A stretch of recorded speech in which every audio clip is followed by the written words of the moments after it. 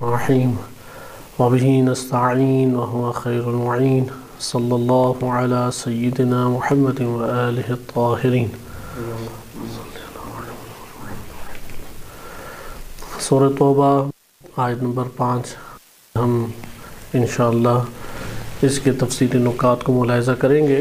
گزشتہ درس میں ہماری گفتگو کا جو اختتام تھا وہ سورۃ توبہ آیت نمبر 4 میں آخری جو حصہ تھا ان اللہ یحب المتقین، کہ اس کے ضمن میں آپ کی خدمت میں عرض کیا گیا تھا کہ یہاں پر علامہ طباطبائی رحمۃ اللہ علیہ نے بیان فرمایا ہے کہ ادھر تقوی سے مراد وہ اللہ سبحانہ وتعالی کی حرام کردہ چیزوں سے بچنا نہیں ہے، جیسا کہ یہ خود تقوی کا ایک معنی حقیقت رکھتا ہے قرآن کریم میں، اور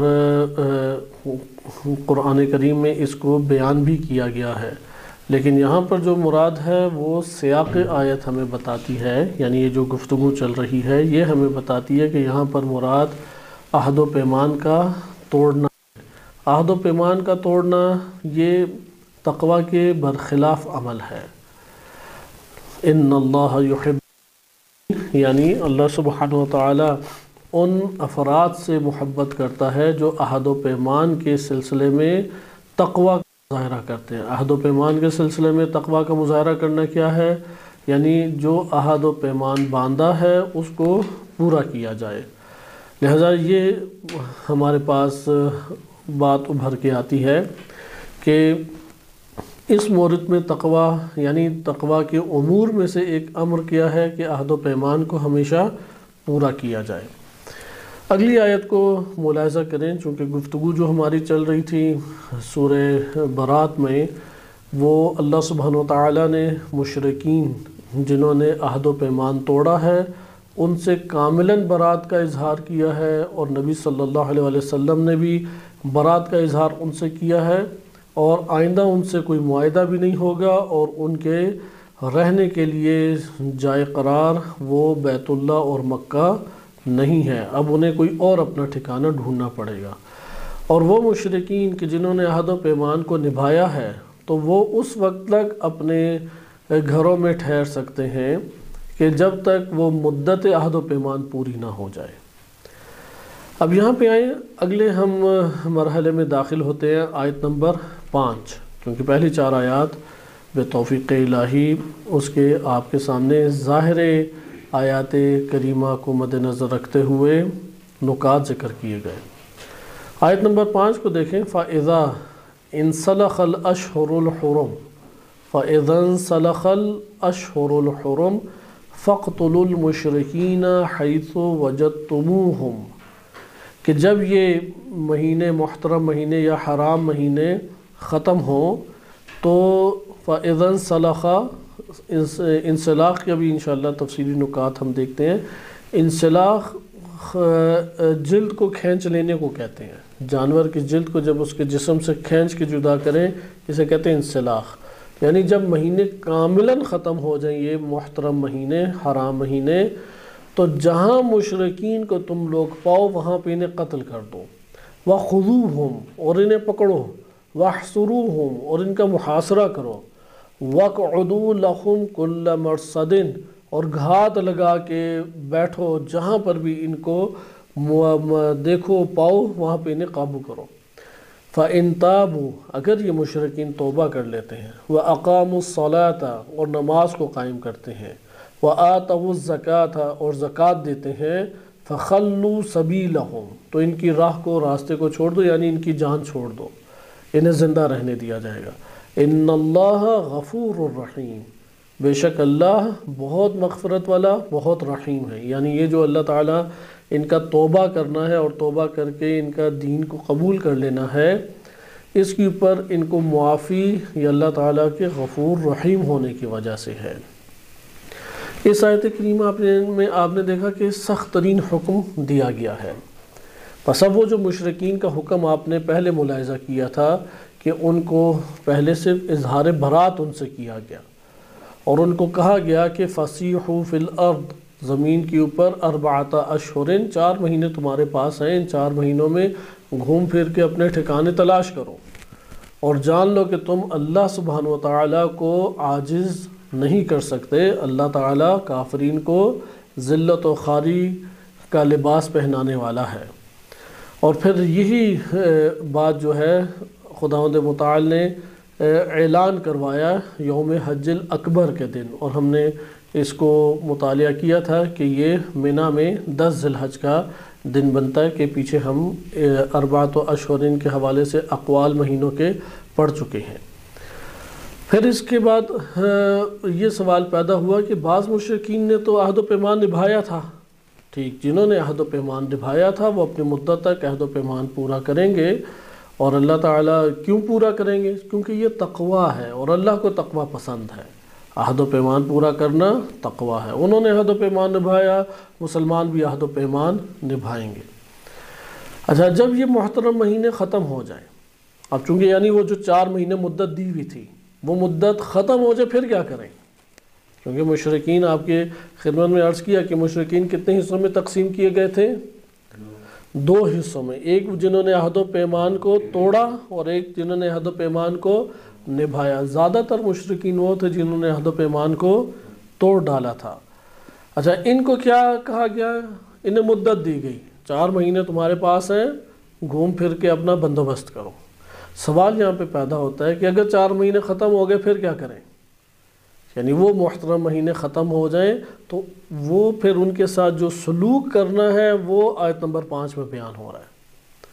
آیت نمبر 5 میں وہ بیان ہو رہا ہے کہ جو ان کے ساتھ سلوک کیا جائے گا، اور وہ سلوک کیا ہے قرآن کریم کی آیت بیان کرتی ہے کہ فَإِذَا انْسَلَخَ الْأَشْهُرُ الْحُرُمُ فَاقْتُلُوا الْمُشْرِكِينَ حَيْثُ وَجَدتُّمُوهُمْ وَخُذُوهُمْ وَاحْصُرُوهُمْ وَاقْعُدُوا لَهُمْ كُلَّ مَرْصَدٍ۔ 4 امور جو ہیں وہ قتال کے اعتبار سے بیان ہوئے۔ فَاقْتُلُوا الْمُشْرِكِينَ یعنی ان کو قتل کرنا ہے، لیکن 4 صورتیں بن سکتی ہیں، کیونکہ ایک فرد یا ایک جماعت جب فرار کرتی ہے یا مقابلہ کرتی ہے تو اس کی یہی 4 صورتیں بنتی ہیں جو آیت کریمہ میں ذکر کی گئی ہے۔ یعنی اصل حکم کیا ہے؟ فَإِذَا انْسَلَخَ الْأَشْهُرُ الْحُرُمُ، یہ محترم مہینے، حرام مہینے جیسے ہی انسلاخ ہو، ختم ہو جائے، فَاقْتُلُوا الْمُشْرِكِينَ، فوراً قتل کرو مشرکین کو۔ اچھا، اس جگہ پہ یہ لفظ نہیں آئے کہ فَقَاتِلُوا الْمُشْرِكِينَ، مشرکین سے قتال کرو، کیونکہ یہ فتح مکہ کے بعد سورہ نازل ہو رہی ہے۔ فتح مکہ سے پہلے مشرکین اتنی قوت میں تھے کہ ان سے جنگ ہوا کرتی تھی۔ جب مکہ فتح ہو گیا تو اب تو جنگ کی صورت نہیں رہی، اب تو وہ شکست کھا گئے۔ لہٰذا 8 ہجری کو مکہ فتح ہوا، 7 ہجری کو چونکہ خیبر ہوا۔ خیبر والے اصل میں وہ منافقین زیادہ ادھر ہی تھے اور وہی یہود تھے، اور انہی یہود کی ملی بھگت کے ذریعے سے مشرکین اس طرف آ کے مسلمانوں پہ حملے کرتے تھے۔ اس لیے جب وہ ایک اہم سبب وہ صفحہ ہستی سے مٹ گیا، یعنی خیبر کی آبادیاں وہ مغلوب ہو گئیں، فتح ہو گئیں، تو مشرکین کی طاقت ایک قسم کی بیٹھ گئی۔ اب جب مشرکین کی طاقت بیٹھ گئی تو یہاں پر پھر مکہ کی طرف سفر کیا، لیکن 7 ہجری کو ہی صلح حدیبیہ ہوئی اور جنگ نہیں لڑی نبی صلی اللہ علیہ وسلم نے، اور معاہدہ کیا، لیکن وہ معاہدہ چند مہینے بھی نہیں باقی رہا اور انہوں نے کیا ہے وہ توڑ دیا مشرکین نے۔ تو 8 ہجری کو نبی صلی اللہ علیہ وسلم ایک جم غفیر لے کے مکہ گئے، اور اس جم غفیر کو جب انہوں نے دیکھا تو مشرکین نے ہتھیار ڈال دیے، اور مکہ ایک خون کا قطرہ گرے بغیر فتح ہو گیا۔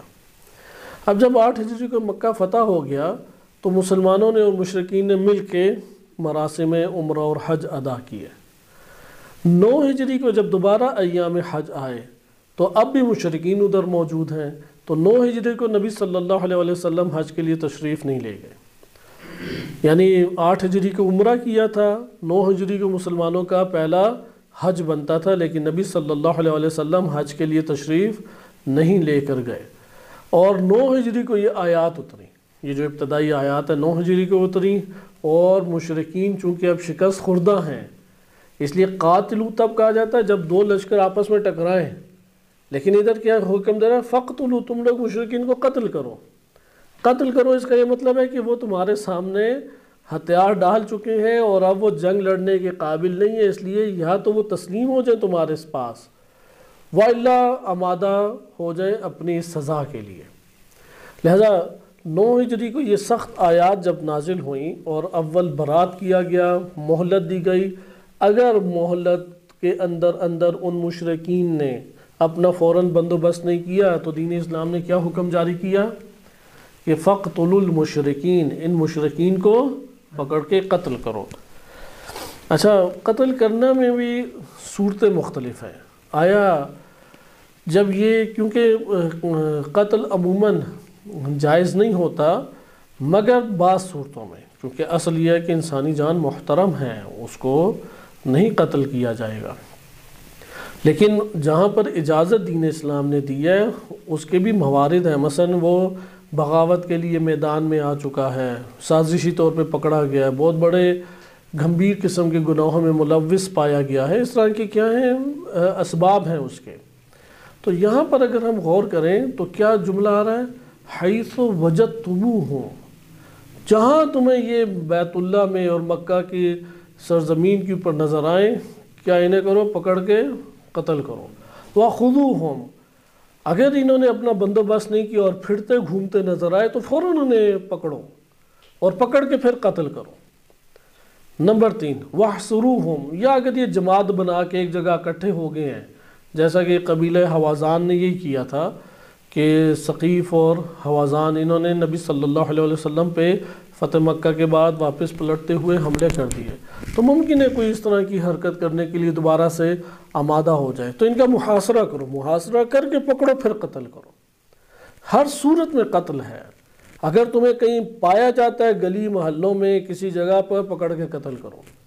اگر وہ کسی جگہ پہ قید ہو جاتا ہے، قید ہونے میں بھی کوئی چھوٹ نہیں ہے، بلکہ کیا ہوگا، اگر قیدی بھی بن جائے تو قتل کرو۔ اور اگر جماعت ہے کہ جو تمہارے خلاف نکل آئی ہے تو اس کا فوراً محاصرہ کرو، اور محاصرہ کرنے کے بعد جب ان کا روٹی پانی بند کر کے مجبور کیا جائے کہ وہ اس جگہ سے یا قلعے سے یا جو انہوں نے اپنی ڈھال کے طور پہ آبادی کو یا کسی اور سبب کے ذریعے سے اپنے آپ کو محفوظ رکھا ہوا ہے، اس سے نکل جائیں اور تمہارے قبضے میں آئیں، پھر قتل کرو۔ وَاقْعُدُوا لَهُمْ كُلَّ مَرْصَدٍ، اور ممکن ہے کہ اب وہ لوگ چلے تو گئے ہیں لیکن اکا دکا تمہیں نظر آئے تو گھات لگا کے بیٹھو، جیسے ہی تمہیں نظر آئے تو ان کے اوپر چھلانگ مار کے پکڑو اور قتل کر دو۔ لہٰذا ہم نے ملاحظہ کیا کہ شدید ترین ان کے ساتھ ایک برتاؤ کا حکم قرآن کریم جاری فرما رہا ہے۔ اس لیے کب ہے یہ؟ جب وہ 4 محترم مہینے گزر جائیں۔ اچھا، ادھر کسی کو استثناء ہے تو ہاں 2 استثناء بیان کی ہیں مشرکین میں، 2 طبقے۔ ایک طبقہ جو شرک کی غلاظت اور نجاست کو ترک کر کے ایمان کی طہارت میں داخل ہو جائے، فَإِن تَابُوا وَأَقَامُوا الصَّلَاةَ وَآتَوُا الزَّكَاةَ فَخَلُّوا سَبِيلَهُمْ، اگر وہ توبہ کر لیں، نماز پڑھیں، قائم کریں، زکوٰۃ دیں، تو پھر ان کی جان چھوڑ دو، مسئلہ نہیں ہے، زندہ رہیں، اپنے گھر ادھر آباد کریں، سکون سے رہیں۔ اور یہ حکم اللہ تعالیٰ کا، کوئی یہ نہ سوچے کہ بڑا شدید حکم اور بڑا سخت حکم ہے، تو یہاں پہ اللہ سبحانہ وتعالیٰ قہار ہے، یہاں پہ اللہ تعالیٰ انہیں عقاب اور عذاب دے رہا ہے یا غضب الہی ان پہ ڈھا رہا ہے۔ یہ مغفرت و رحمت الہی کا نتیجہ ہے، اس میں بھی مغفرت و رحمت الہی ہی غالب ہے۔ اور دوسرا استثناء آیت نمبر 6 بتاتی ہے، وَإِنْ أَحَدٌ مِّنَ الْمُشْرِكِينَ، اگر مشرکین میں سے کوئی ایک فرد ہے یا کوئی بھی شخص، مشرکین میں کوئی بھی ایک فرد، کوئی بھی ہو، وہ استجارہ، آپ سے پناہ لے لیتا ہے۔ استجارہ طلب جار، طلب جار پڑوسی کو کہتے ہیں، آپ کے پاس پناہ لیتا ہے، استجارہ کا آپ کے پاس پناہ لیتا ہے، فَأَجِرْهُ، تو آپ اسے وہ پناہ دے دیں۔ صحیح ہے؟ استجارہ کرائے کے اوپر گھر دینے کو بھی کہتے ہیں، جیسے کہ مستاجر اسی سے ہے، مستاجر کہتے ہیں جس نے کرائے پہ گھر لیا ہوا ہے۔ استجارہ کا اس شخص نے آپ کو کرائے پہ گھر دیا، فَأَجِرْهُ یعنی وہ جو صاحب خانہ ہے جس نے کرائے کے اوپر گھر دیا ہے.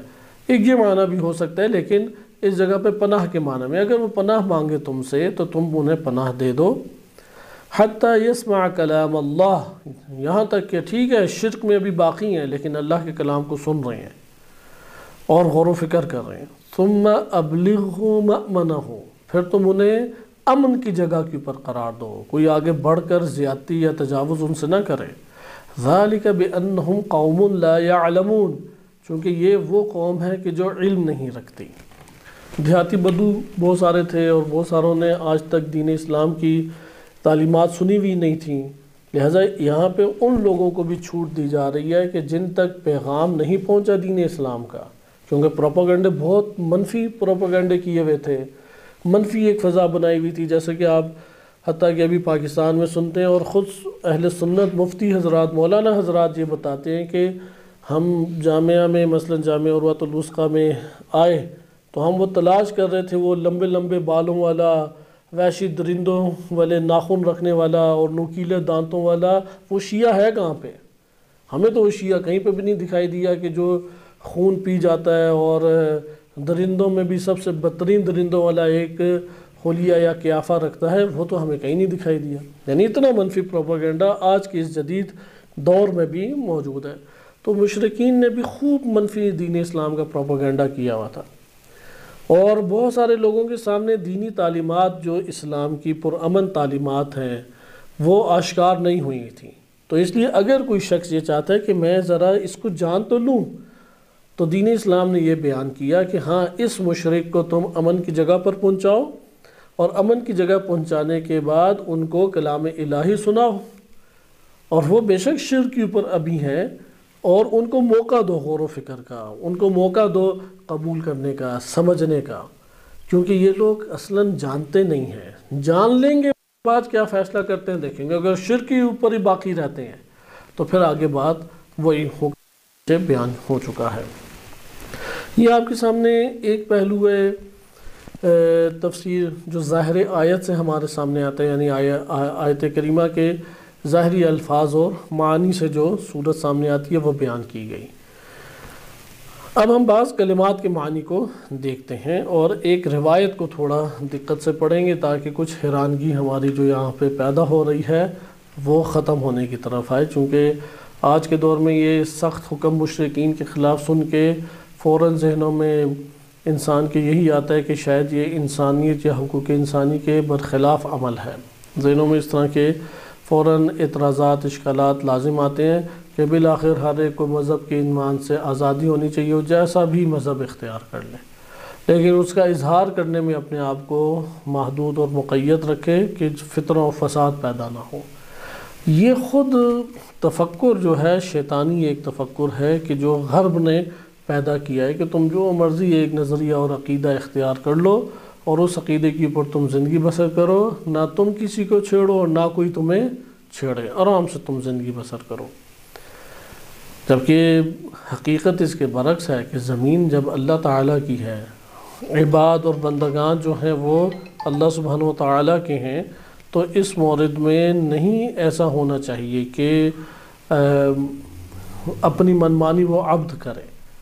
جبکہ اتنی نعمات اور وجود اللہ تعالیٰ نے عنایت فرمائے، اتنی نعمات اللہ تعالیٰ نے جاری کی ہیں، تو اس کے بعد اللہ سبحانہ و تعالیٰ ہی کا قانون چلنا چاہیے، وہی حق رکھتا ہے بندے کے اوپر. بہرحال ابھی ہم جائزہ ہم ایک روایت کے ذریعے لیں گے. البتہ روایت میں یہ والا پہلو جو ابھی آپ کی خدمت میں صرف اشارہ کیا یہ تو اس روایت میں ذکر نہیں ہے، لیکن تلوار جن کے خلاف چلنی ہے ان طبقات کا ذکر ہے، وہ انشاءاللہ ہم دیکھتے ہیں. لیکن بعض کلمات جو اہم کلمات ہیں ان کلمات کے ہم معانی کو دیکھ لیں.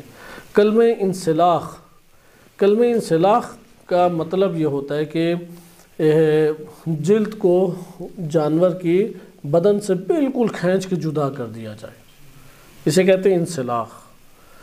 اچھا، یہ کنایا ہے ایک چیز کا دوسری شے سے نکل جانا، یعنی اس طرح سے نکلا جیسے کھینچ کے بالکل کیا کر دیا ہے، جدا کر دیا ہے.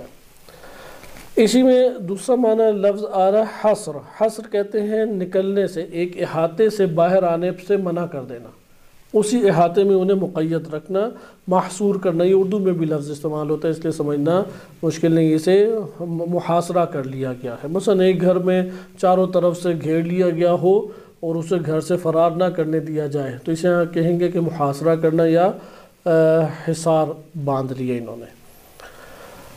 یہاں پہ ہمارے پاس تیسرا لفظ ہے مرصد۔ مرصد وہ جگہ ہے جہاں پہ گھات لگا کے بیٹھتے ہیں کہ دشمن وہاں سے گزرے تو فوراً اس کے اوپر اچک کے حملہ کیا جائے اور اس کو قابو کیا جائے۔ جیسے بلی یا جانور آپ نے دیکھا ہوگا کہ وہ پوری توجہ دشمن پہ یا اپنے شکار پہ رکھتے ہوئے گھات لگا کے بیٹھتا ہے اور اس کی غفلت سے فائدہ اٹھاتے ہوئے اسے دبوچ لیتا ہے۔ کلمہ جو یہاں پہ کلمہ مرصد وارد ہوا ہے یہ مکان یعنی ان جگہوں کے اوپر تم بیٹھے رہو جہاں سے تمہیں احتمال یا اندیشہ ہے کہ مشرک آ کے وارد ہوگا، اور وہاں پہ بیٹھ کے تم اسے قابو میں کرو، یعنی ساری کی ساری اس جگہ رہنے، بیت اللہ یا مکہ میں رہنے اور اس جگہ کو آباد کرنے یا اس سے استفادہ کرنے کی راہیں بند کرو جہاں جہاں سے وہ آ سکتے ہیں۔ جہاں سے وہ داخل ہونے کی کوشش کریں وہاں پہ انہیں پکڑ لو اور انہیں قتل کرو۔ تو مرصد کو علامہ طباطبائی رحمۃ اللہ علیہ نے تھوڑا تفصیل کے ساتھ بیان کیا ہے، چونکہ قرآن کریم میں یہ کئی جگہوں پہ کلمہ وارد ہوا ہے۔ وَإِرْصَادًا لِمَنْ حَارَبَ اللَّهَ وَرَسُولَهُ مِنْ قَبْلِ، یہ اللہ تعالیٰ نے اپنے بارے میں بھی کہا اِنَّ رَبَّكَ لَبِالْمِرْصَادِ، آپ کا رب جو ہے وہ مرصاد یعنی ان کو مہلت جو دیے ہوئے، ایسا نہیں ہے کہ مہلت دے کے اللہ تعالیٰ نعوذ باللہ غافل بیٹھا ہوا ہے۔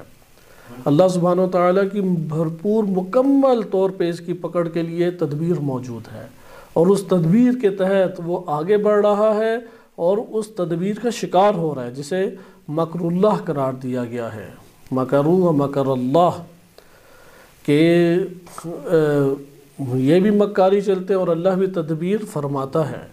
لہذا ان ربک لبالمرصاد کہ جائے فرار نہیں ہے، کہاں پہ جائے فرار کرے گا، چونکہ اللہ کو نہ غافل کر سکتا ہے، نہ اللہ کو دھوکہ دے سکتا ہے، نہ اللہ سبحانہ وتعالیٰ کے احاطہ قدرت سے باہر جا سکتا ہے۔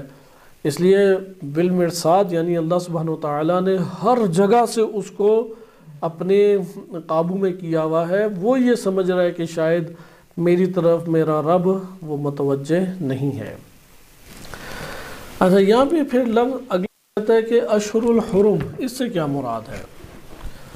تو یہاں پہ اشہر الحرم سے وہی 4 مہینے مراد ہیں جو مہلت کے دیے گئے تھے، اور اس میں آپ کے سامنے یہ بات آئی تھی کہ ان 4 مہینوں میں جو مختلف احتمالات ہیں، ان احتمالات میں علامہ طباطبائی رحمۃ اللہ علیہ نے جس احتمال کو قبول فرمایا تھا وہ حج کے مہینے کے بعد ہے۔ مثلا ذی الحج کے 10 دنوں کے بعد 20 دن آتے ہیں، پھر محرم تھا، پھر سفر تھا، اور ربیع الاول کے 10 دن، یا اسی طریقے سے ربیع الثانی کے، ربیع الاول اور ربیع الثانی کے 10 دن۔ تو یہ ہمارے پاس ایک ساتھ لگاتار بن جاتے ہیں 4 مہینے۔ 4 مہینوں میں چونکہ بالفرض ہم اگر 30 دن کا بھی مہینہ قرار دیں تو کیونکہ آغاز کب ہو رہا ہے؟ یوم الحج الاکبر سے آغاز ہو رہا ہے، جیسا کہ ہم یہ گزشتہ درس میں تفصیلی طور پہ پڑھ چکے ہیں، لیکن آپ کی خدمت میں صرف ایک اشارتاً اس بات کا تذکرہ کیا جائے کہ ادھر جو اعتبار ہے وہ کس دن کا ہے، کیونکہ مختلف احتمالات یوم الحج اکبر کے حوالے سے بھی تھے، لیکن جو انتخاب کیا گیا ان احتمالات میں وہ دن تھا منا کا دن، یعنی روز عید کہا جاتا ہے۔ بعض نے یوم عرفہ بھی کہا تھا اور بعض نے دیگر دن بھی گئے تھے، لیکن یہاں پہ آپ کی خدمت میں ذکر کیا گیا کہ یہ دن جو ہے وہ مراد منا کا دن ہے۔ اور پھر وہ جو 4 مہینوں کا تذکرہ تھا تو اس میں بھی آپ کے سامنے یہ بیان کیا گیا کہ مختلف افراد نے مختلف طرح کے احتمالات دیے ہیں، لیکن علامہ طباطبائی رحمۃ اللہ علیہ نے جس ترتیب کو قبول کیا ظاہر آیات کریمہ کو مد نظر رکھتے ہوئے، اور اس سے انہوں نے مراد یہ لیا کہ وہ 4 مہینے اس کی ابتدا کہاں سے ہوتی ہے؟ روز حج اکبر یعنی روز منا، روز عید سے ہوتی ہے، اور اس سے پھر جب ہم آگے چلیں گے تو پھر اس طریقے سے وہ ہمارے پاس مہینے آ سکتے ہیں کہ ذی الحج، اور ذی الحج کے بعد پھر محرم، صفر، ربیع الاول اور ربیع الثانی کے 10 دن، 4 مہینے پورے ہو جاتے ہیں۔ بعض لوگوں نے یہ کہا ہے کہ نہیں، اس سے مراد ہے ذی القعدہ، ذو الحجہ، محرم اور صفر۔ بعض نے ایک اور ترتیب دی، شوال ہے، ذی القعدہ، ذی الحجہ اور محرم۔ لیکن علامہ طباطبائی رحمۃ اللہ علیہ نے کہ سیاق اس بات کی ہمارے پاس واضح طور پہ تائید کرتا ہے، یعنی قرآن کریم میں ان آیات کو اگر آپ تھوڑا مد نظر رکھیں تو جب یہ کہا جا رہا ہے کہ یوم حج اکبر کے دن آپ اعلان کریں، تو حج اکبر کے دن جب اعلان ہو رہا ہے تو تب سے 4 مہینے شروع ہونے چاہیے، چونکہ مشرکین کو مہلت کب مل رہی ہے؟ جس دن اعلان کر رہے ہیں، جس دن اعلان ہو رہا ہے تو اس دن کے بعد سے آپ 4 مہینے کاؤنٹ کریں۔ تو ذی الحجہ کے بعد کیا آتا ہے؟ محرم، وہ پورا مہینہ، پھر آتا ہے صفر، وہ پورا مہینہ، پھر آتا ہے ربیع الاول، وہ پورا مہینہ۔ تو 20 دن حج کے اور 10 دن ربیع ثانی کے، یہ ہمارے پاس 4 مہینے ہو جاتے ہیں۔ جب یہ 4 مہینے گزر جائیں تو پھر کیا حکم آیا ہے کہ فَاقْتُلُوا الْمُشْرِكِينَ حَيْثُ وَجَدْتُمُوهُمْ، تو جہاں پر بھی تم اسے پاؤ ان مشرکین کو وہاں پر قتل کر دو۔ اب یہ جو 4 مہینوں کی ہمارے پاس اختلافی طور پہ احتمالات، مختلف اقوال آئے ہیں، تو جس نے جس قول کو اختیار کیا اس نے اشہر الحرم بھی اسی کو قرار دیا ہے۔ تو یہاں پہ علامہ طباطبائی رحمۃ اللہ علیہ بھی بیان فرمائے کہ الاشہر الحرم میں الف لام عہد ذکری ہے۔ عہد ذکری یعنی وہ مہینے جن کا تذکرہ انہیں مہلت کے طور پہ دیا گیا تھا، وہ والے مہینے جب محترم مہینے وہ اگر ختم ہو جائیں تو پھر مشرکین کو تم قتل کرو، جہاں پاؤ، جہاں پکڑو، جہاں محاصرہ کرو یا جہاں گھات لگا کے قابو کرو، ان کو پکڑ کے وہاں پہ قتل کیا جائے۔ اچھا، اس میں روایت کی طرف ہم آہستہ آہستہ آتے ہیں۔ البتہ ادھر چند کلمات اور کہ جن کو المیزان سے آپ کی خدمت میں ذکر کیا جائے کہ علامہ طباطبائی رحمۃ اللہ علیہ نے ذکر کیا کہ حیث وجدتموہم، یہ ایک عمومی حکم ہے۔ حیث وجدتموہم، جہاں پاؤ وہاں پہ انہیں قتل کر دو، یعنی یہاں پہ کوئی قتل کے عنوان سے مانع نہیں ہے اب انہیں، وہ مسلمانوں کے لیے کوئی مانع اب موجود نہیں ہے۔ فَاقْتُلُوا فعل امر ہے، صحیح ہے، اور فعل امر جو ہے وہ ظاہراً کیا ہے؟ وجوب کے اوپر دلالت کرتا ہے۔ علامہ طباطبائی رحمۃ اللہ علیہ نے یہی بات لکھی کہ تعمیم للحکم فلا مانع حاجب، کہ کوئی حاجبہ فلا مانع، یا حاجیہ فلا مانع حاجب، اسے اس طرح پڑھیں تو بہتر ہے۔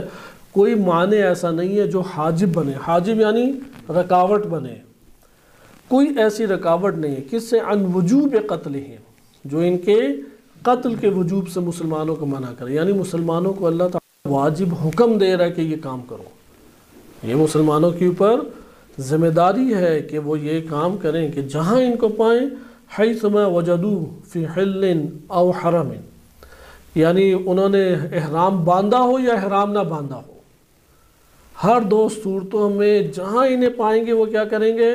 قتل کر دیں گے۔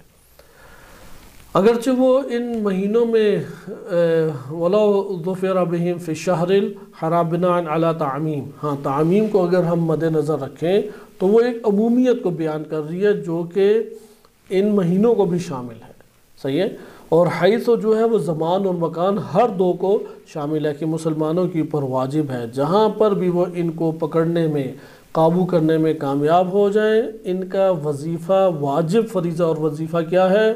وہ ان مشرکین کو قتل کریں۔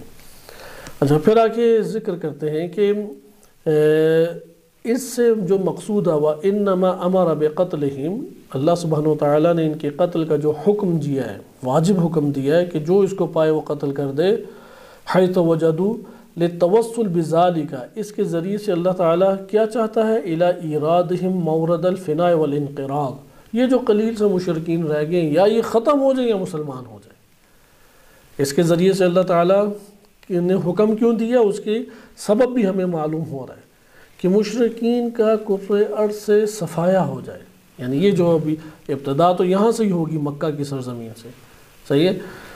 اور تطیب الارض منہم، اور زمین ان سے پاک ہو جائے، صحیح ہے. مورد الفناء والانقراض، انقراض کہتے ہیں ایک چیز کا ختم، آہستہ آہستہ ختم ہو جانا، فنا ہو جانا، ختم ہو جانا، اور زمین ان سے پاک ہو جائے.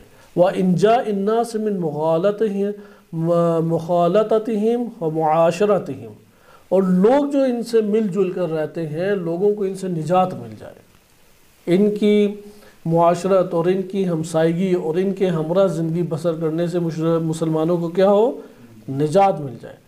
بعدما سمح وابیح لهم ذالک، یہ حکم تب ہے کہ جب اللہ تعالیٰ نے ان کو اجازت دی اور ان کے لیے حلال قرار دیا. فسیحوا فی الارض 14 اشہر، کہ 4 مہینے وقت ہے، مہلت ہے، اس کے بعد یہ حکم جاری ہوگا. پھر آگے ذکر کرتے ہیں علامہ طباطبائی، وَلَازِمُ ذَلِكَ أَن يَكُونَ كُلٌّ مِّن قَوْلِهِ، کہ اس کا پھر لازمہ نتیجہ کیا ہمارے سامنے یہاں پہ آتا ہے کہ جو اللہ سبحانہ وتعالیٰ کا یہ فرمان ہے فَاقْتُلُوا الْمُشْرِكِينَ حَيْثَ وَجَدتُّمُوهُمْ، اس کا نتیجہ یہ نکلتا ہے، صحیح ہے. اس کا لازمہ کیا ہے؟ جب یہ حکم عمومی حکم اللہ تعالیٰ نے جاری کیا، جہاں انہیں پاؤ وہاں پر کیا کرو، قتل کر دو. اس کا لازمہ پھر آگے نتیجہ، جیسے آگ اور حرارت میں، حرارت، آگ کا لازمہ کیا ہے؟ حرارت، آگ ہے تو حرارت ہے. یعنی جب یہ حکم ہے کہ جہاں پر تم لوگ پاؤ مشرکین کو قتل کر دو، تو اس سے لازم کیا آتا ہے؟ یعنی اس کا لازمہ کیا نکلتا ہے کہ وَخُذُوهُمْ وَاحْصُرُوهُمْ وَاقْعُدُوا لَهُمْ كُلَّ مُرْصَدٍ، یہ 3 لوازم ہیں کہ جہاں پہ پاؤ انہیں پکڑ لو، قید کرو، محاصرہ کرو، گھات لگا کے بیٹھو، کسی بھی طریقے سے تم پکڑ کے انہیں لے آتے ہو، معاشرے میں ان کے شر کو ختم کیا جائے. لہٰذا جب تمہیں یہ کامیابی مل جائے تو تمہارے اوپر واجب ہے کہ تم انہیں قتل کر دو، اور اس کے ذریعے سے لوگوں کے ساتھ جو ان کا باہمی زندگی بسر کرنا ہے، اس سے لوگوں کو، مومنین کو نجات میسر آ جائے گی. اچھا، یہاں پہ پھر آگے ذکر کرتے ہیں کہ ممکن ہے کہ یہ بھی ایک مراد لیا جائے کہ مشرکین کو جہاں تم پاتے ہو یا پکڑتے ہو، محاصرہ کرتے ہو، تو اصلح یہ ہے. یعنی ایک مشورے کے طور پہ بعض لوگوں نے کیا، لیکن یہ بات درست نہیں ہے، کیونکہ آج کے دور میں اس کو سازگار کرنے کے لیے ایک اس طرح سے بھی معنی نکالا گیا ہے. لیکن علامہ طباطبائی رحمۃ اللہ علیہ فرماتے ہیں یہ معنی درست نہیں ہے. یہ عموماً وہ افراد ہیں جو مصر میں، چونکہ مصر بہت غرب زادہ ہوا، تقریباً 1 صدی سے اوپر ہو رہا ہے. غرب میں فلاسفرز نے جب سیاست اور سوشیالوجی اور اس طرح سے اکنامکس، اقتصاد وغیرہ میں نظریات دیے، تو وہ نظریات عالم اسلام میں سب سے پہلے جنہوں نے استقبال کیا وہ مصر تھا، اور مصر سے ہی پھر تحریکیں اٹھیں ان نظریات کے خلاف. اس لیے سب سے پہلے کتابیں بھی پھر مصر میں لکھی گئیں. اب وہ جو اسلامی مفکرین مصر میں کتابیں لکھتے ہیں تو ایک معروف ہے کہ اسے عراق میں پڑھا جاتا تھا، عراق اور ایران میں اس کو پڑھا جاتا تھا. لیکن بے توفیق الہی کے انقلاب اسلامی کی کامیابی کے بعد مفکرین، اصل مفکرین وہ حوزہ مکتب تشیع میں پیدا ہونا شروع ہو گئے، اور ان کی تاثیر پھر پوری دنیا کے اوپر پڑنے لگی، اور مختلف ابواب میں پھر تحریریں اور عمیق افکار ہمارے سامنے آئے، اور ابھی اور بہت ساری گنجائش ہے. لیکن مصر چونکہ آفت زدہ ہوا، انہوں نے پھر اس طرح سے معنی کرنا شروع کیے کہ یہاں پر جو اللہ سبحانہ وتعالیٰ فرما رہا ہے فَاقْتُلُوا الْمُشْرِكِينَ حَيْثُ وَجَدتُّمُوهُمْ، جہاں پا انہیں قتل کر دو. اب اس کا نتیجہ یہ نکلتا ہے کہ پانا تو اسی طرح سے پڑے گا کہ اسے پکڑ لیا، قید کیا، محاصرہ کیا، گھات لگا کے بیٹھے تھے، پتہ لگا یہ مشرک فلاں بھیس میں آ رہا ہے، اسے پکڑ کے پھر قتل کر دیا. تو انہوں نے یہ تعویل کی اس طرح سے کہ یہاں پر مراد اور حقیقت اللہ کا مشورہ دینا ہے. اللہ تعالیٰ ایک مشورہ دے رہا ہے کہ تم لوگوں کو اختیار ہے کہ اگر پکڑ لو تو زیادہ بہتر ہے قتل کر دو. فقتلو کا ترجمہ کیا کر رہے ہیں وہ اصلاح یہ ہے، زیادہ اصلاح اس میں یہ ہے کہ تم انہیں پکڑ کے قتل کر دو، لیکن چھوڑ سکتے تو چھوڑ بھی دو. لیکن یہ قرآن کریم کے کلمات اور عربی لغت اور عربی قواعد کے برخلاف ہے، اس لیے انہوں نے ذکر کیا کہ یہ جو اتنی تمہید باندھی گئی ہے کہ پہلے مشرکین کے قتل کے حوالے سے یہ لفظ کہ حیث وجدتموہ، کسی بھی زمانے میں اور کسی بھی مقام، حیث سے کیا ہم نے سمجھنا ہے؟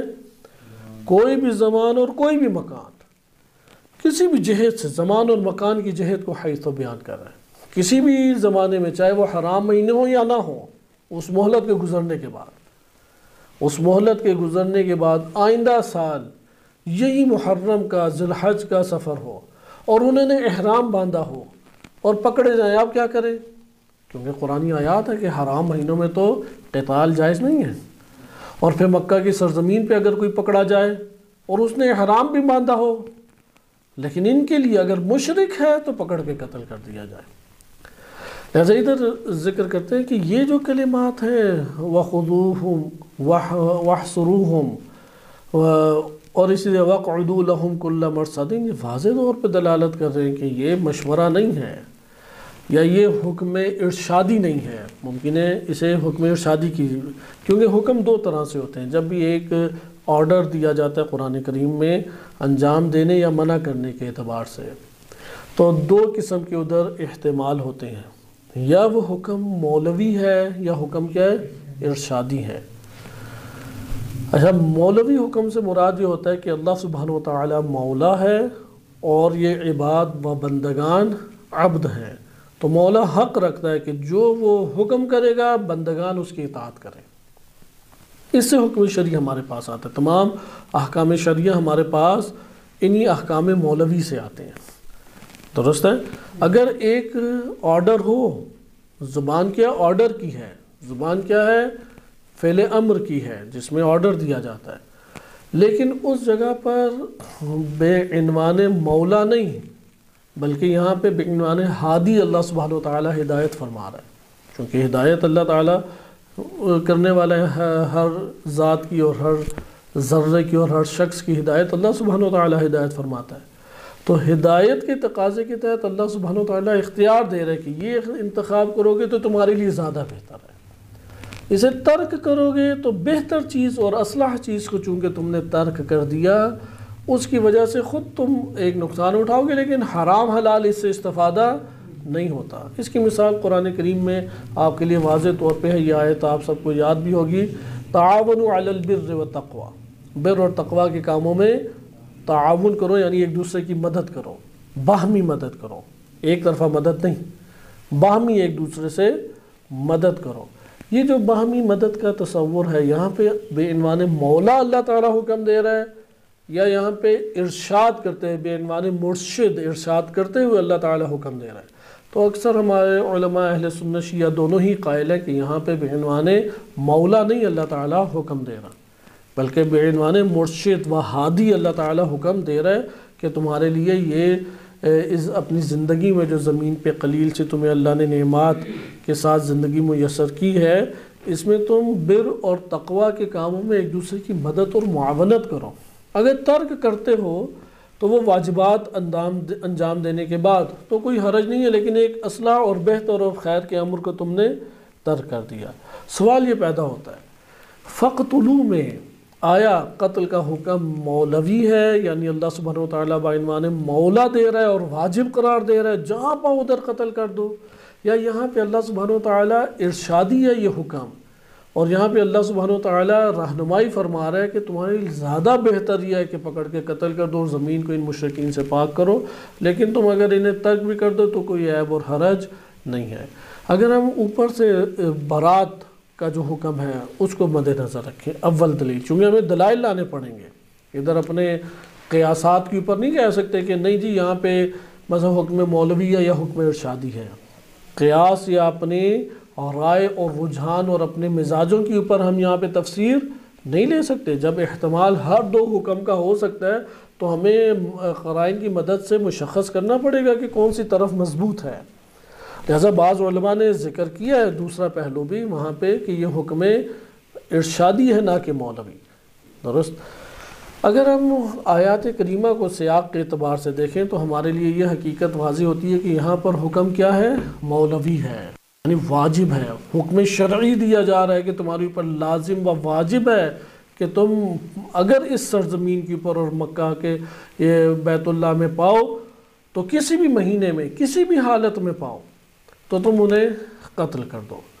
اچھا دلیل کیا ہے؟ اول آپ سیاق میں دیکھیں برات کا جو اظہار ہے وہ واضح طور پہ بتا رہا ہے کہ ادھر شدت نفرت پائی جاتی ہے، صحیح، شدت نفرت پائی جاتی ہے اس مقام پہ۔ نمبر 2 دلیل اس جگہ پر جو مہلت دی گئی، مہلت دینے کا کیا مطلب ہے کہ اس کے بعد تمہارے پاس نہیں ہے اجازت۔ آج کے دور میں بھی آپ عام قوانین کو مد نظر رکھیں جو ریاستوں کے اندر رائج ہیں، کسی بھی ملک میں آپ مختلف اداروں میں جاتے ہوں گے، کسی بھی ملک میں آپ موجود ہیں، اپنے شہر کے اعتبار سے، جاب کے اعتبار سے، سفارتی امور کے اعتبار سے، وہاں پہ جب یہ لکھا ہوتا ہے کہ بھائی مثلا بالفرض پاسپورٹ بنانے کی مدت جو ہے وہ فقط اور فقط 1 ماہ ہے، اس کے بعد نہیں قبول کیا جائے گا، تو اس کا کیا یہ مطلب ہوتا ہے کہ وہ آپ کو بتا رہے ہیں کہ زیادہ بہتر ہے اس مہینے کے اندر آپ کر لیں؟ یہی ہے کہ نہیں بھائی اس کے بعد آپ کا پاسپورٹ نہیں لیا جائے گا، یا فارم جمع کرانے کی جو مدت ہے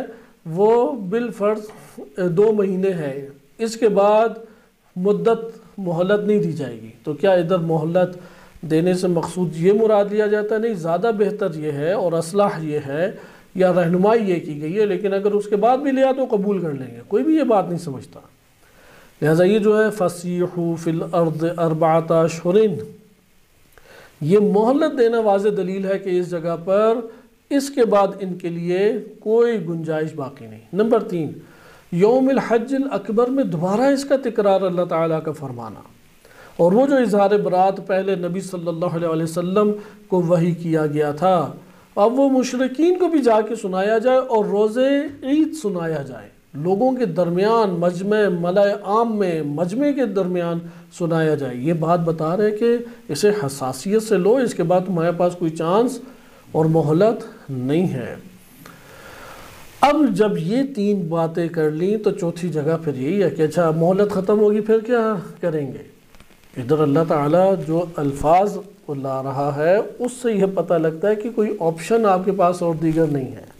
فَاقْتُلُوا الْمُشْرِكِينَ، مشرکین کو پھر قتل کرو اس مہلت کے بعد، حَيْثَ وَجَدْتُمُوهُمْ، جہاں پر تم انہیں پاؤ گے۔ اب یہاں پہ یہ نہیں ہے کہ ہاں زیادہ بہتر یہ ہے، اصلاح یہ ہے، بہتر، کیونکہ سیاق ہمیں واضح طور پہ بتا رہا ہے کہ ادھر یہ ہے، یعنی یہاں پر حکم جو ہے مولا ہونے کے اعتبار سے ہے، اور حق اللہ تعالیٰ رکھتا ہے کہ اس نے وہ جو آرڈر کرے اس میں اتباع اور اطاعت کی جائے۔ اور علامہ طباطبائی رحمۃ اللہ علیہ نے بھی اس جگہ پر اس دوسرے احتمال کو کہ یہ حکم ارشادی ہو سکتا ہے اس کو رد کیا ہے، اور اس میں دلائل بھی یہی بیان کیے ہیں کہ یہ جو اخذ پکڑنا، محاصرہ کرنا، گھات لگا کے بیٹھنا، یہ واضح طور پہ بیان کرتے ہیں یہ قتل کے اعتبار سے ہے۔ اگر مہلت کی بات ہو، اگر اختیار کی بات ہوتی تو یہ کلام تو نہ لایا جاتا، لہذا ذکر کرتے ہیں وَكَيْفَ كَانَ فَالسِّيَاقُ إِنَّمَا يُلَائِمُ مَا قَدَّمْنَاهُ مِنَ الْمَعْنَى۔ آپ کوئی بھی احتمال دیں، سیاق آیات یعنی جو سیاق سباق آیات کا وہ اسی معنی کے ساتھ سازگار ہے جو ہم نے بیان کیا یہاں پہ، یعنی وجوب قتل، مشرکین کے قتل کرنا ہر مسلمان کی پر واجب ہے جہاں پہ اسے جس حالت میں بھی دیکھے۔ اچھا پھر آگے ذکر کیا گیا ہے کہ جو ہمارے پاس اگلی ایک استثناء آتا ہے کہ اگر وہ توبہ کر لیں، نماز قائم کریں، زکوٰۃ دیں، تو پھر آپ ان کو ترک کر سکتے ہیں، آپ انہیں چھوڑ سکتے ہیں، اور یہ بھی اللہ تعالیٰ کے غفور اور رحیم ہونے کے حوالے سے ہے۔ ادھر چند معانی ہیں، اس کو اگلے درس کے اوپر ہم چھوڑتے ہیں اور حدیث کو پڑھتے ہیں، چونکہ وقت ہمارے پاس تھوڑا سا رہ گیا ہے، تو اس قلیل وقت میں ہم حدیث کو پڑھتے ہیں، وَإِلَّا حدیث ہمارے مطالعے سے رہ جائے گی، کیونکہ وہ حدیث ہمارے لیے بعض ابہامات کو واضح کر دیتی ہے۔ یہ حدیث الکافی میں اور دیگر کتب میں وارد ہوئی ہے، میں تیزی سے آپ کی خدمت میں انہی کتب میں سے الکافی سے یہ روایت بیان کر رہا ہوں۔ الکافی میں کتاب الجہاد کا جو 3 باب ہے، کتاب الجہاد میں 3 باب وجوہ الجہاد کے نام سے آیا ہے۔ باب وجوب الجہاد، اس کی حدیث نمبر 2 ہے۔ یہ حدیث امام صادق علیہ السلام سے ہے۔ اس طرف بہت ہمیں توجہ رکھنے کی ضرورت ہے کہ امام صادق علیہ السلام سے تقریباً اکثر بیشتر احادیث جہاد وہ امام صادق علیہ السلام سے آئی ہیں، اور بعض علماء نے، بعض بہت قلیل ہیں، انہوں نے پروپیگنڈا یہ کیا ہے کہ امام صادق علیہ السلام تو تقیہ کا ہمیشہ حکم دیتے رہے، اور تقیہ ہی ہماری پر لازم ہے جب تک امام زمان علیہ السلام ظہور نہ فرما لیں، لہٰذا کوئی دشمنوں سے لڑنے کی ضرورت نہیں ہے، کوئی تشیع کے دفاع کی ضرورت نہیں ہے، کوئی اپنے دفاع کی ضرورت نہیں ہے۔ اگر ایسا ہے تو پھر امام صادق علیہ السلام نے جہاد کی حدیثیں کس کے لیے بیان کی ہیں؟ اتنے تفصیلی بیانات کس کے لیے ہیں؟ بہرحال ہم آئیں اور اس حدیث اسی آیت کے ضمن میں یہ ہے، چونکہ یہ آیت سے تعلق رکھتی ہے حدیث، وہ جو 2 استثناء ہیں اس کو اب ہم اگلے درس میں مطالعہ کریں گے۔ اس فَقْتُلُوا الْمُشْرِكِينَ حَيْثُ وَجَدْتُمُوهُمْ، اس حکم سے کون بری ذمہ ہے؟ 2 طبقے، ایک جو شرک کی نجاست کو چھوڑ کے طہارت ایمان میں آ جائیں، توبہ کریں، نماز قائم کریں اور زکوٰۃ دیں، اور دوسرا کون ہے؟ جو جاہل ہے اور جاننے کے لیے وہ پناہ لیتا ہے مسلمانوں کے پاس، کیونکہ دونوں کے نتیجوں میں ایمان سے ہی وہ سرفراز ہوگا۔ انشاءاللہ اسے اگلے درس میں ہم مطالعہ کرتے ہیں۔ یہ حدیث امام صادق علیہ السلام سے حفص بن غیاث نقل کرتے ہیں کہ سأل رجل ابی عن حروب الامیر المؤمنین، امام صادق علیہ السلام فرماتے ہیں ایک شخص نے میرے والد گرامی سے امام علی علیہ السلام کی جنگوں کے بارے میں پوچھا، صحیح ہے، اور وہ پوچھنے والا جو ہے وہ ہمارے محبین میں سے تھا، یعنی اہل ولایت تھا، اہل بیت علیہ السلام کا ماننے والا تھا۔ تو میرے والد صاحب یعنی امام باقر علیہ السلام نے جواب دیا کہ بعث اللہ محمدً صلی اللہ علیہ وآلہ بخمسۃ اسیاف، اللہ سبحانہ وتعالی نے محمد صلی اللہ علیہ وآلہ کو 5 تلواروں کے ساتھ بھیجا ہے۔ یہ مہم ہے، 5 تلواروں کے ساتھ بھیجا ہے۔ 3 جو تلواریں ہیں ان کا حکم خاص ہے اور 2 تلواروں کا حکم الگ ہے، صحیح ہے، 3 تلواروں کا ایک الگ حکم ہے اور 2 تلواروں کا الگ حکم ہے۔ یہ اصل میں معاشرے کے اندر اسلام سے یا مسلمانوں سے متصادم گروہوں کے بارے میں 5 تلواروں سے مراد کی ہے 5 گروہ، 5 تلواروں سے 5 گروہ سے جنگ لڑنا یہ مقصود ہے، یا 5 گروہوں کے اندر قتل کو جاری کرنا۔ 5 تلواریں یعنی ان 5 گروہوں کو تم قتل کر سکتے ہو اپنی شرائط کے ساتھ، کلی حکم نہیں، اپنی شرائط کے ساتھ۔ پھر ذکر کرتے ہیں کہ ثلاثۃ منہا شاہرۃ، ان 5 کو تقسیم کس طرح سے کیا ہے کہ ان میں سے جو 3 ہیں وہ شاہر ہیں، شاہر یعنی ننگی تلوار، کھلی ہوئی، یعنی تلوار کے اوپر جو میان ہوتی ہے وہ لباس تلوار ہے، وہ اپنے اس لباس سے باہر آ گئی ہے قتل کے لیے، چونکہ جب تک اس کے اوپر لباس نیام چڑھا ہوتا ہے تو اس کا یہ مطلب ہے کہ تلوار اب کاٹے گی نہیں، تلوار اب مارے گی نہیں، لیکن جیسے ہی وہ تلوار اپنے اس لباس سے باہر آتی ہے اس کا یہ مطلب ہے کہ اب اس نے چلنا ہے اور کاٹ کھانا ہے، قتل کرنا ہے۔ تو شاہرۃ، ان میں سے 3 کیا ہیں؟ شاہر۔ فلا تغمد، یہ خاموش نہیں کی جائیں گی، یہ کند نہیں کی جائیں گی، یہ دبائی نہیں جائیں گی۔ حتی تضع الحرب اوزارہا، یہ قرآن کی آیت ہے، یہاں تک کہ جنگ اپنے ہتھیار پھینک دے، اوزار یعنی ہتھیار، صحیح ہے، یعنی جنگ اپنے ہتھیار پھینک دے، کیا مطلب؟ یعنی دشمن ناکام ہو جائے اور جنگ ختم ہو جائے۔ وَلَن تَضَعَ الْحَرْبُ أَوْزَارَهَا، پھر امام فرماتے ہیں کہ یہ جو پہلا طبقہ بیان کیا ہے، یہ جو 3 تلواریں ہیں یہ کب تک چلیں گی؟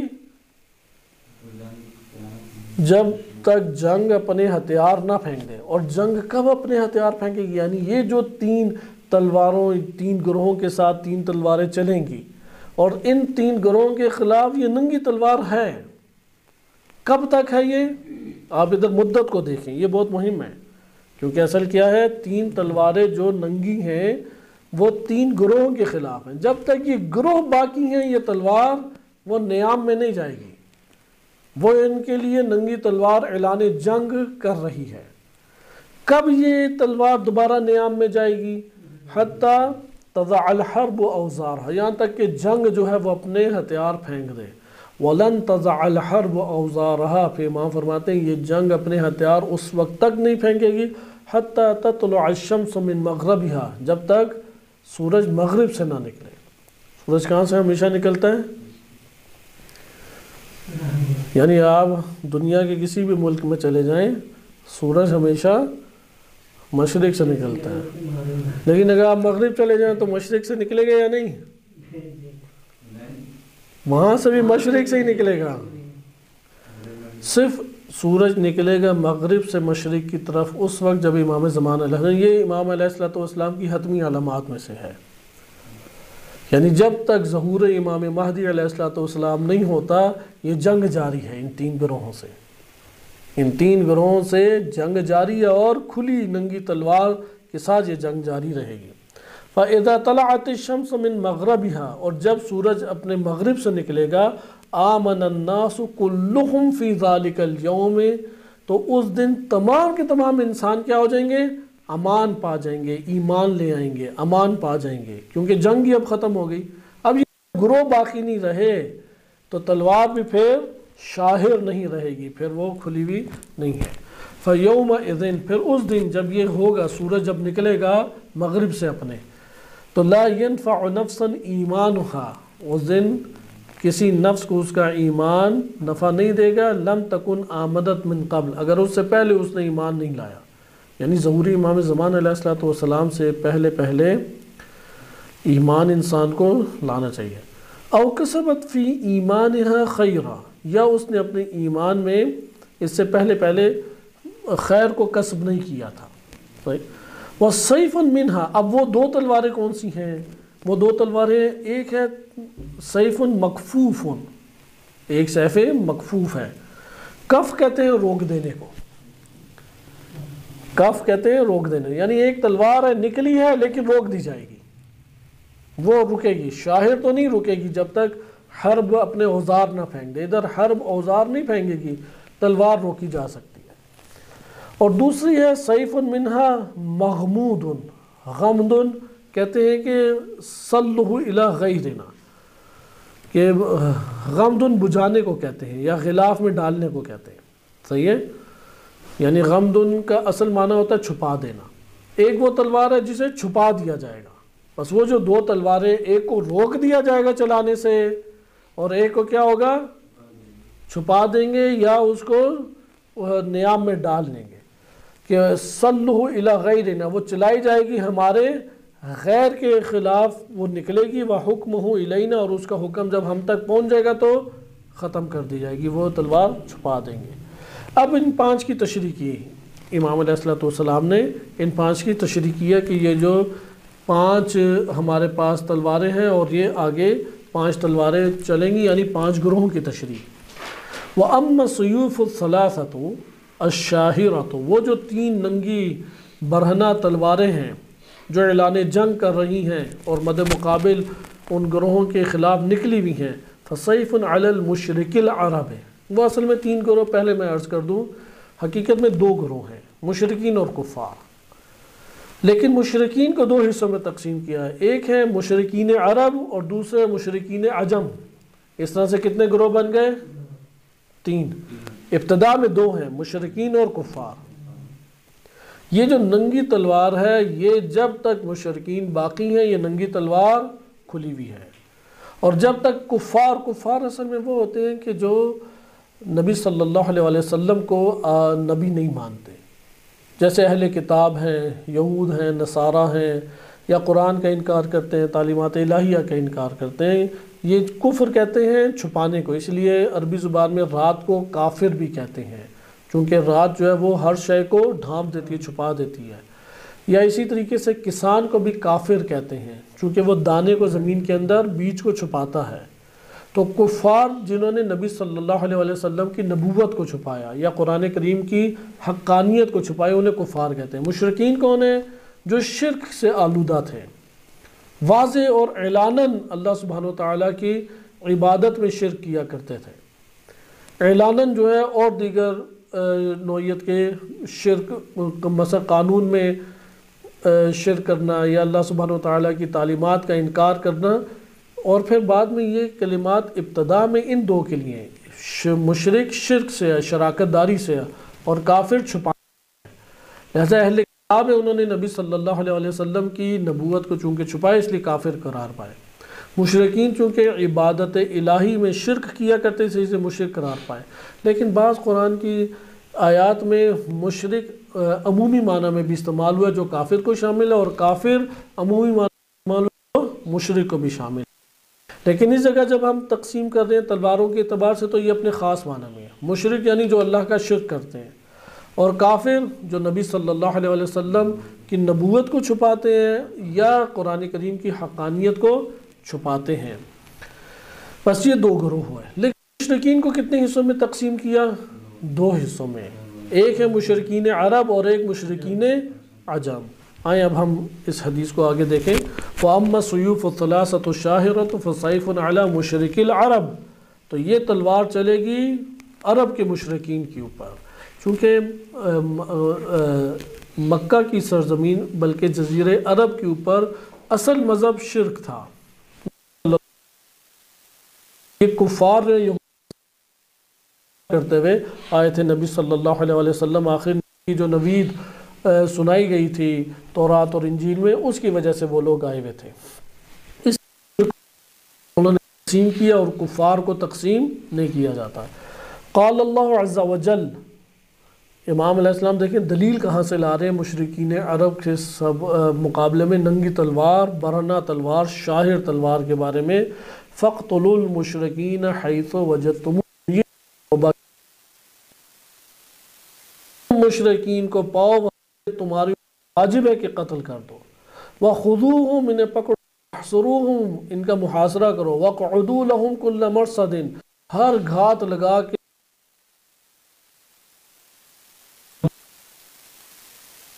ان کو گھیرو۔ فَإِن تَابُوا، یعنی آمنوا، اگر وہ ایمان لیں، وَقَامُوا الصَّلَاةَ وَالزَّكَاةَ،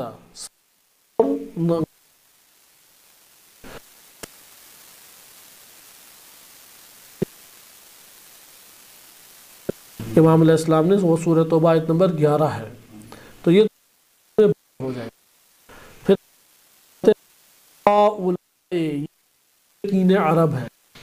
ادھر ایک بہت نکتہ ہے، یہ جو فَقْتُلُوا الْمُشْرِكِينَ حَيْثُ وَجَدْتُمُوهُمْ ہے، یہ حکم تمام مشرک یس ہے،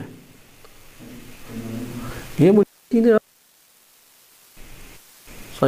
یہ جو ہم حکم پڑھ رہے ہیں، جیسا کہ یہ داعش اور طالبان انہوں نے اپنے طور پہ اس سے خود ساختہ تفسیر بالرائے کرتے ہوئے نتیجہ لیا، اور دیگر مذاہب والوں کے اوپر مسلمانوں پہ بھی کفر کے فتوے لگائے اور مرتد قرار دیا، چونکہ مرتد مثل کافر مشرک ہے، اور پھر جہاں پایا انہیں قتل کرنے کے لیے دوڑ پڑے۔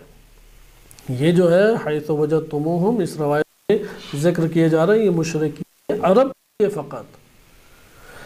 فَهَؤُلَاءِ لَا يُقْبَلُ مِنْهُمْ إِلَّا الْقَتْلُ أَوِ الدُّخُولُ فِي الْإِسْلَامِ، یا تو یہ قتل کیوں قبول کریں یا اسلام میں داخل ہو جائیں۔ اچھا، ان کے پھر اموال اور ان کے بیوی بچوں کا ان کا کیا حکم ہوگا؟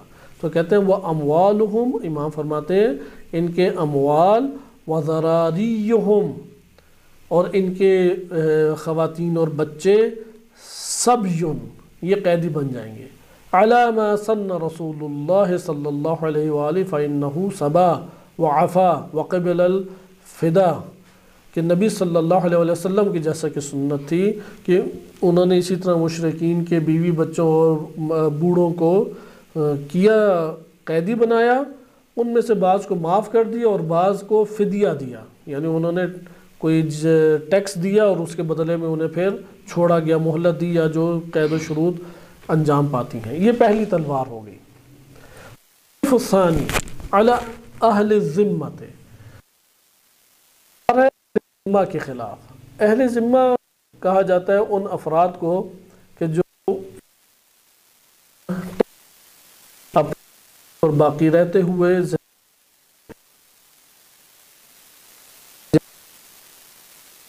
میں کہ ان کے علاقے وہ مسلمانوں سے مصالحت کرتے ہیں کہ ہم اتنی مقدار اپنے اموال کی ہر سالانہ یا ماہانہ دیا کریں گے اور ہمیں ہمارے اپنے دین اور اس محلے میں زندگی بسر کرنے دیں۔ لوگوں کو پھر حکومت اسلامی امنیت بھی دے گی، زندگی بھی دے گی، لیکن ان کو بعض چیزوں میں مقید کرے گی، اپنی تبلیغات دینی نہ کر سکیں اس محلے سے باہر۔ نمبر 2، اسلحہ وغیرہ اتنا جمع نہ کریں کہ وہ بغاوت کر سکیں مستقبل میں، اس طرح کے مسائل ہیں۔ تو یہاں پہ بیان کیا کہ یہ جو دوسری تلوار اٹھے گی وہ یہ قال اللہ تعالی، اللہ تعالیٰ نے پہلے یہ فرمایا وَقُولُ لِلنَّاسِ حُسْنًا، لوگوں سے حسن اخلاق کے ساتھ ہمیشہ اچھی بات چیت کرو۔ نزلت هذه الآیۃ فی اہل الذمۃ، اہل ذمہ کے بارے میں پہلے یہ آیت نازل ہوئی تھی، اگرچہ یہ عمومی حکم ہے، ہر ایک کے ساتھ حکم ہے سوائے جن کو خارج کیا ہے۔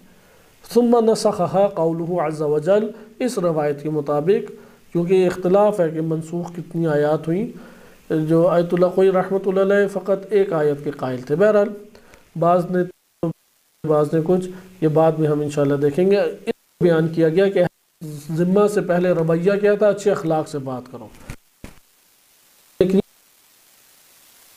حکم کو تبدیل کر دیا، اور وہ سورۃ نمبر 32 اب ہم آگے پڑھیں گے۔ قاتل الذین، ان تمام لوگوں سے قتال کرو، جنگ کرو، لا یؤمنون باللہ، ایمان نہیں لاتے، ولا بالآخر، اور نہ روز اللہ اور اس کے رسول نے جو حرام قرار دیا ہے اسے حرام کرتے، ولا دین الحق من الذین اوتوا الکتاب، اور جن لوگوں کو اللہ نے کتاب دی تھی ان سے دین حق کو یہ لوگ اختیار نہیں کرتے، یعنی دیندار نہیں بنتے۔ حتی یعطوا الجزیۃ عن ید، تو تب تک ان کے ساتھ قتال کرتے رہو کہ یہ کیا ہو جائیں، جزیہ کے اوپر راضی ہو جائیں یا ٹیکس دیں حکومت اسلامی کو۔ وہم صاغرون، یہ ان کی پستی اور ذلت ہے۔ صاغر کہتے ہیں کسی کو اس کی بڑائی سے نیچے پستی پہ اتار دینا، چھوٹے پن پہ لے آنا۔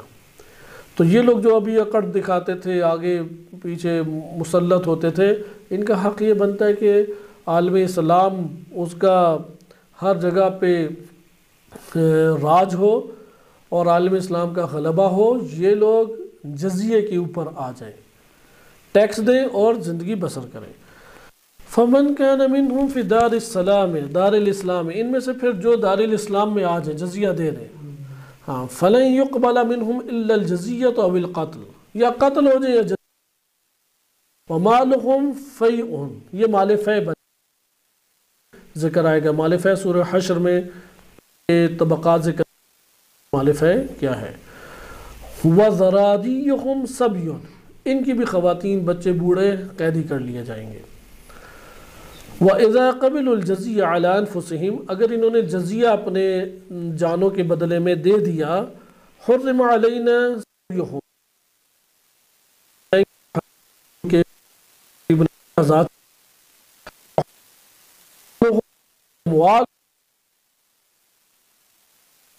حکومت کے ساتھ باضابطہ شرائط کی صورت میں اپنے اموال خرچ کر سکتے ہیں۔ وَحَلَّتْ لَنَا مُنَاكَحَتُهُمْ، ان سے نکاح جائے گا کیونکہ یہ یہود و نصارہ ہیں۔ وَمَنْ كَانَ مِنْهُمْ فِي دَارِ الْحَرْبِ، لیکن ان اہل ذمہ میں سے اگر کوئی جنگ لڑنے کے لیے آ جاتا ہے، دار الاسلام میں نہیں ہے، دار الحرب میں ہے، حَلَّ لَنَا سَبْيُهُمْ، تو ان کی خواتین اور بچوں کو کیا قیدی بنا لیا جائے گا، اور ان کے اموال وَلَمْ تَحِلَّ لَنَا مناکحتہم، اور ان کے اموال بھی لے لیے جائیں گے، اور ان سے نکاح بھی جائز نہیں ہے، حربی کافر سے نکاح جائز نہیں ہے۔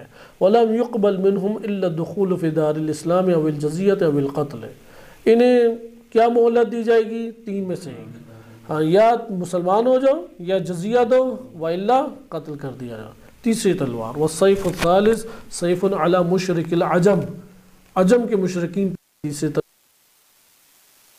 والخزر، یہ ترک جو ہے، ترکی ہے اور قزاقستان ہے، ازبکستان، آذربائیجان، افغانستان، یہ سارے کے ساری پٹی جو ہے نا، یہ اتراک کی پٹی ائمہ اطہار علیہ السلام کے دور میں کہلاتی تھی۔ یہ لوگ بڑے شدید اور شقی قسم کے اس زمانے میں لوگ تھے، ایک تو زندگی سخت تھی چونکہ ادھر یا تو سردی بہت شدید ہوتی ہے یا گرمی، تو عموماً ٹھنڈے علاقے ہیں یہ اس خطے کے، تو یہاں پہ یہ لوگ موسم سے جب لڑائی کرتے ہیں تو اندر ان کے قلوب بھی بڑے شقی ہو جاتے ہیں۔ اکثر اسلامی فوج جو ہے وہ انہی لوگوں سے بنتی تھی، اور انہوں نے عباسیوں کو بڑا نقصان بھی پہنچایا اتراک نے۔ یہ لوگ ان کے دلوں میں ایمان داخل نہیں ہوتا تھا۔ ابھی بھی زیادہ تر مشکلات یہی ہیں ان خطوں کی۔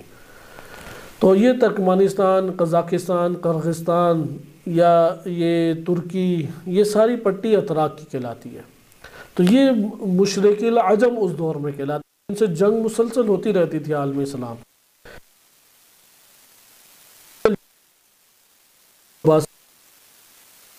لشکر تھا وہ ان کو دباتا رہتا تھا۔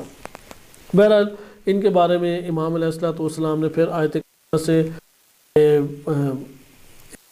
قائم کیا، فرمایا کہ بیان کیا گیا الذین کفروا، کہ انہوں نے کفر کیا، فقصتهم، قصے کو بیان کیا، ثم قال، پھر امام علیہ السلام نے قرآن آیت کو پڑھا جو سورہ محمد آیت نمبر 4 میں ہے کہ فضرب الرقاب، یا تو ان کی گردنیں اڑا دو، حتی اذا اسقطتموہم، یعنی تم نے شدید طور پہ خونریزی کر دی، یعنی خوب ان کو دکھایا، گردن اڑا دو یعنی جنگ ہو رہی ہے، جنگ میں شدت دکھاؤ اور خوب ان کا خون بہاؤ، اسخنتموہم، کہ خوب تم نے ان کا خون بہایا، فشد الوثاق، اور ان کو پھر مضبوطی سے پکڑو، جو بچ گئے ہیں ان کو کیا کرو، فوراً قید کر لو۔ اب جب قید کر لائے ہو، ہاں اب تم احسان کر کے چھوڑنے کا اختیار رکھتے ہو، مشرق العجم، نہ کہ مشرق العرب۔ اس طرح کہ تمہیں اختیار ہے کہ تم نے جب انہیں قید کر لیا اور جنگ کے اندر خوب خون ریزی کر کے انہیں آیا ہے، یعنی صحیح سبق چکھایا ہے، تو اب جو قیدی ہیں تو انہیں احسان کر چھوڑ یا فدیہ دے کے انہیں چھوڑ سکتے ہو، حتی تضع الحرب اوزارہا، یہاں تک کہ جنگ اپنے اوزار کو رکھ دے۔ پھر آگے فرماتے ہیں کہ فَأَمَّا قَوْلُ فَإِمَّا مَنًّا بَعْدُ، کہ تم احسان ان کے بعد کر سکتے ہو قیدی بنانے کے بعد، اس سے کہ بعد سب یہ منہم، کہ جب تم نے ان کے بیوی بچوں خواتین اور ان مردوں کو قیدی بنا لیا تو پھر چھوڑ سکتے ہو، یا تم ان سے وَإِمَّا فِدَا سے یعنی المفادہ بینہم و بین اہل اسلام، ان کے درمیان اور اہل اسلام کے درمیان معاملہ طے پائے، یہ پیسہ مال دیں گے اور اس کے بدلے میں مسلمان یا حکومت اسلامی انہیں فرصت دے گی رہنے کی۔ فَهَؤُلَاءِ لَن يُقْبَلَ مِنْهُمْ، ان لوگوں سے قبول نہیں ہے الا القتل، یا یہ قتل کر دیے جائیں یا یہ اسلام میں داخل ہو جائیں، اور ان سے نکاح وغیرہ جائز نہیں ہے جب تک یہ دار حرب میں ہے۔ صحیح ہے؟ اور پھر اختیار کی کیا موقع دیا جائے گا، یا مسلمان ہو جاؤ یا رفائیں، تو اب قیدی ہیں، ادھر ایک احسان کی بھی فرصت اختیار مسلمانوں کو موجود ہے۔ مسلمانوں سے مراد ادھر وہ حاکم ہے، یعنی امام معصوم مراد ہے۔ پھر آگے فرماتے ہیں کہ وہ سیف مکفوف جو ہے وہ اہل باغیوں سے ہے، سرکش، جیسا کہ ائمہ اہل بیت علیہ السلام میں امیر المومنین علیہ السلام کے خلاف اہل باغی کون کہلائے، جنگ جمل اور جنگ صفین میں جو مقابلے میں وہ اہل باغی کہلائے، اور اس میں پھر آگے آیت پڑھی کہ ابھی اس کی فرصت نہیں ہے چونکہ ہم مشرکین کا مورد پڑھ رہے ہیں، صرف اشارہ کر لیں اور اس پر ہم اپنی گفتگو ختم کرتے ہیں۔ البتہ قرآن کریم کی واضح آیت سورہ حجرات آیت نمبر 2 ہے کہ جب مسلمانوں کے دو مومنین کے دو گروہ ٹکرائیں تو ان میں قتال ہو تو کوشش کرو ان میں اصلاح ہو جائے، اور اگر ان میں سے ایک مسلسل دوسرے پہ بغاوت دکھا رہا ہے تو پھر ان کے ساتھ تم جنگ کرو یہاں تک کہ امر اللہ سبحانہ وتعالیٰ کا قائم ہو جائے اور ان کا نتیجہ پہنچ جائے، یعنی اس باغی گروہ کو دبا دو، تب تک جنگ ہوتی رہے۔